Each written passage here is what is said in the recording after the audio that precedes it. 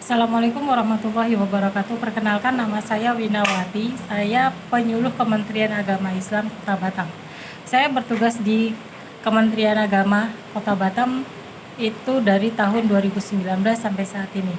Dan saya ditugaskan oleh Kementerian Agama di Lapas Anak LPKA kelas 2 Batam. Saya mengajar di LPKA kelas 2A Batam sebagai guru Al-Quran, membina mendidik anak-anak yang ada di lapas. Ibu bapak sekalian, spesialis saya adalah sebagai penyuluh dalam bidang penyalahgunaan narkoba dan HIV/AIDS. Saya bertugas di lapas dari 2020 sampai dengan saat ini. Ketika saya masuk mengajar, membina anak-anak di lapas itu, yang ada jumlah anak yang di sana sekitar 27 anak. Dan sekarang jumlahnya menjadi 77 anak. Bukan main banyaknya, dari 27 menjadi 77. Artinya kejahatan anak-anak semakin meningkat. Ibu bapak sekalian, di lapas itu anak-anak melakukan kejahatan berupa pencurian, perampokan, perampasan, penjamretan, penusukan, kurir narkoba, dan asusila. Awalnya ketika masuk 27 itu jumlahnya 80% adalah asusila. Nah, sekarang 77 anak itu lebih dominan pada kejahatan curanmor, pencurian, penjamretan, dan pembobolan rumah. Anak-anak ini tidak sendiri, pada umumnya mereka bergabung dengan yang dewasa. Misalkan mereka melakukan perampokan, itu yang dewasa ada 4 atau 3 gitu, anak-anaknya ada 1 atau 2. Kenapa mereka membawa anak-anak? Karena anak-anak memiliki, atau kalau dihukum mereka mendapat hukumannya ringan, sementara yang dewasa hukumannya cukup tinggi. Ibu bapak sekalian, saya mengajar di lapas itu mengajarin anak-anak mengaji, membaca Al-Quran, mengenalkan huruf hijaiyah, mengajarkan doa-doa harian, surat-surat pendek, terutama juz amma, dan bacaan-bacaan sholat serta tata cara berwudu dan sholat yang benar. Karena anak-anak di sana itu banyak yang tidak bisa membaca, banyak yang belum mengenal huruf hijaiyah, dan ketika saya masuk ke sana, saya tanya pendidikannya apa. Pada umumnya mereka tidak sekolah. Ada yang bersekolah tapi hanya sedikit. Mereka pada umumnya putus sekolah dari kelas 3 SD, ada juga yang SMP kelas 1, mau naik kelas 2 tidak sekolah lagi, dan baru-baru ini ada yang masuk kelas 1 SMK dengan kasus asusila. Ibu bapak sekalian, ketika mereka masuk, saya ajarin pengenalan huruf hijaiyah. Banyak diantara mereka yang belum mengenal huruf hijaiyah, banyak yang belum tahu apa itu tulisan Arab, tulisan Al-Quran. Jadi saya memulai dari pengenalan huruf hijaiyah. Dan alhamdulillah setelah saya mengajar di sana 1 tahun, ada anak yang sudah khatam Al-Quran, sehingga anak yang dari awal belum mengenal huruf, belum mengenal bacaan, dan akhirnya sudah bisa khatam. Kemarin kita sempat melaksanakan khotmil Quran dengan jumlah anak yang khatam Quran itu sebanyak 27. Dan insya Allah di bulan Agustus nanti kita akan ada anak yang akan khatam lagi sebanyak 30. Bantu doa ibu bapak sekalian. Mereka belum tahu cara sholat, bacaan sholat, tata cara sholat, dan berwudu. Saya mengajarkan mereka bagaimana berwudu yang benar, bagaimana tata cara sholat dan bacaan-bacaan sholat. Dari niat sampai salam saya mengajarkan mereka. Karena apa? Setiap anak itu perlu pembiasaan. Mungkin ketika mereka di luar sana, mereka tidak ada yang membina, tidak ada yang mendidik, sehingga mereka tidak paham tentang ilmu agama. Sehingga mereka sering melakukan kejahatan karena mereka tidak tahu itu baik dan buruk. Kesalahan-kesalahan itu yang sering terjadi. Kesalahan itu terjadi karena pertama faktor lingkungan, pertemanan. Biasa anak-anak kalau udah berteman itu, kalau mereka nyaman, ya itu akan diikutin selamanya gitu. Dan lingkungan itu sangat penting. Dan faktor keluarga.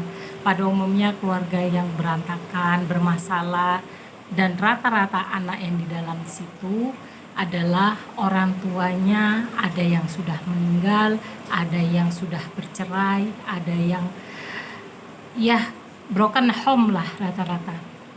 Jadi ibu bapak sekalian, marilah kita sama-sama membina, mendidik, memperhatikan anak-anak di lingkungan kita. Karena apa? Setiap lingkungan itu pasti ada anak-anak, remaja. Kalau kita lewat di satu tempat, pasti ada tempat tongkrongan. Ketika kita membiarkan tempat mereka tongkrongan itu nggak kita perhatikan, nggak kita lihat, kita akan kecolongan. Pernah sekali waktu saya melihat gerombolan di daerah Batam Center. Itu anak-anaknya rata-rata anak-anak santri saya, karena saya mengajar TPQ juga dari tahun 2002 sampai saat ini. Dan mereka di situ merokok dan miras. Saya sendiri tidak tahu dari mana mereka dapatnya. Alasannya mereka dapatnya itu dari uang jajan. Kalaulah uang jajan, pasti kita harus pertanyakan dengan orang tuanya. Kenapa bisa banyak memberi uang jajan, sementara miras itu kan harganya lumayan mahal. Jadi marilah kita sama-sama melihat lingkungan sekeliling kita. Apakah ada anak-anak yang butuh perhatian kita? Apakah ada anak-anak yang butuh bimbingan kita? Jangan sampai anak-anak itu lepas kontrol. Apalagi sekarang dunianya adalah dunia gadget. Dunia di mana setiap orang bisa melihat hal-hal yang baik dan buruk melalui handphone, melalui gadget. Makanya kita harus pandai, dan kita sebagai orang tua jangan gaptek, jangan kalah dengan anak-anak. Media sosial kita perlu punya, kita harus kontrol apa anak-anak itu memiliki media sosial dan apa yang mereka lakukan di media sosial itu. Karena di media sosial juga bisa mendapat kejahatan-kejahatan. Jadi mohon kita sekali lagi ibu bapak, anak-anak di lapas itu ada yang baik, awalnya mereka sebetulnya baik karena lingkungan atau pergaulan sehingga mereka melakukan kejahatan. Anak-anak itu ada yang keluar menjadi baik. Saya memiliki anak yang sudah bebas dari lapas dan sekarang bekerja di luar negeri. Alhamdulillah dia sudah menjadi manajer. Dan ada juga yang sudah bebas, berapa bulan kemudian masuk lagi dengan alasan kebutuhan ekonomi. Karena lapar, karena mereka tidak bisa melakukan apa-apa di luar sana. Sehingga mereka memiliki keinginan untuk melakukan hal, mendapatkan sesuatu yang mereka inginkan dengan berbuat jahat, dengan melakukan kejahatan yang harusnya itu tidak bisa terulang kembali, tapi akhirnya mereka terulang kembali. Karena apa? Karena kurangnya bimbingan, kurangnya perhatian.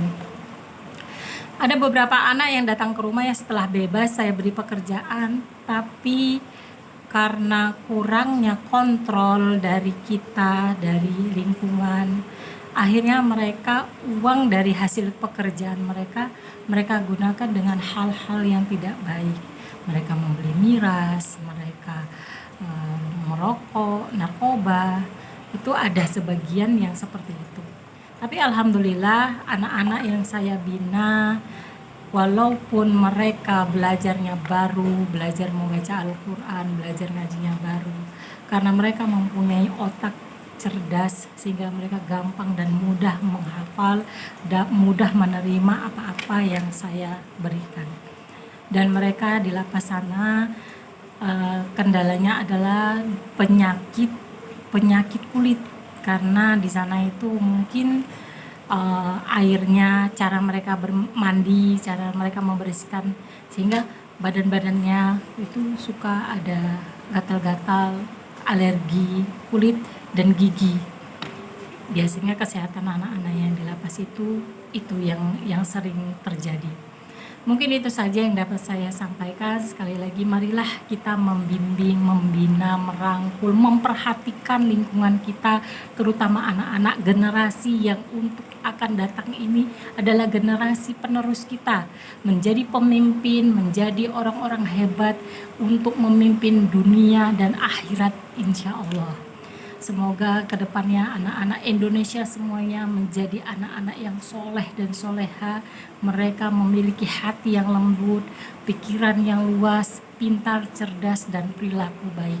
Mungkin itu saja yang dapat saya sampaikan. Sekali lagi saya mohon maaf. Terima kasih.